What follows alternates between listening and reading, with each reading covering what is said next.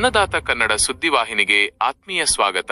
ಪ್ರಿಯ ವೀಕ್ಷಕರೇ, ದಾಸೋಹ ರತ್ನ ಚಕ್ರವರ್ತಿ ದಾನೇಶ್ವರ ಅಪ್ಪಾಜಿಯವರ ದಿವ್ಯ ದರ್ಶನಕ್ಕಾಗಿ ಹಾಗೂ ಮಹಾಮಾತೆ ಸುಮಂಗಲಾ ತಾಯಿಯವರ ಜನ್ಮಾಷ್ಟಮಿ ಪ್ರಯುಕ್ತ ಶುಕ್ರವಾರ ದಿನಾಂಕ ಅಕ್ಟೋಬರ್ 10, 2025ರಂದು ಬೆಳಗಾವಿ ಜಿಲ್ಲೆಯ ರಾಮದುರ್ಗ ತಾಲೂಕಿನ ಕುನ್ನಾಳ ಗ್ರಾಮದಿಂದ ಮೊದಲ ದಿನದ ವಸತಿ, ಅಂದು ರಾತ್ರಿ ಮುಧೋಳದಲ್ಲಿ ವಸತಿ, ವಿಶ್ರಾಂತಿ ಮತ್ತು ಭಜನೆ, ಕೀರ್ತನೆ, ಧಾರ್ಮಿಕ ಕಾರ್ಯಕ್ರಮಗಳು ನಡೆದವು.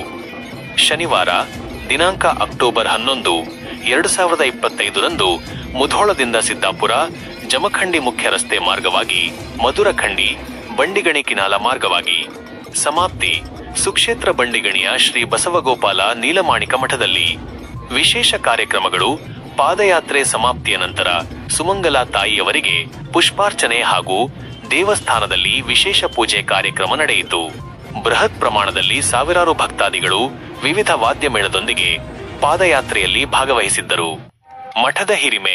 ಸುಕ್ಷೇತ್ರ ಬಂಡಿಗಣಿಯ ಶ್ರೀ ಬಸವಗೋಪಾಲ ನೀಲಮಾಣಿಕ್ಯ ಮಠವು ದಾಸೋಹ ರತ್ನ ಚಕ್ರವರ್ತಿ ದಾನೇಶ್ವರ ಅಪ್ಪಾಜಿಯವರ ಮಠ ಬೃಹತ್ ಪ್ರಮಾಣದ ಅನ್ನದಾನಕ್ಕಾಗಿ ಹೆಸರುವಾಸಿಯಾಗಿದೆ.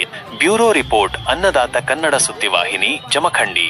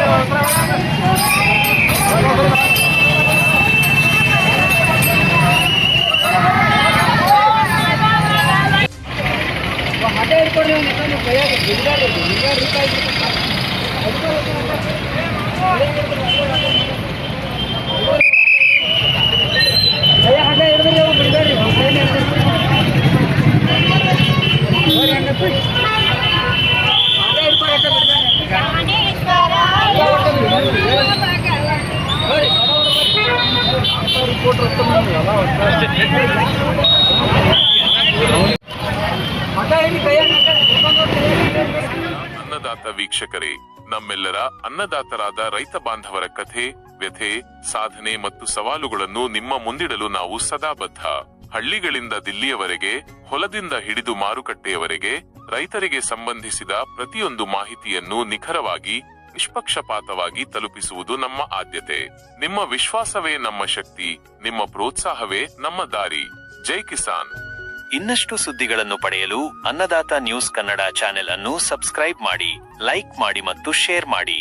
ಧನ್ಯವಾದಗಳು.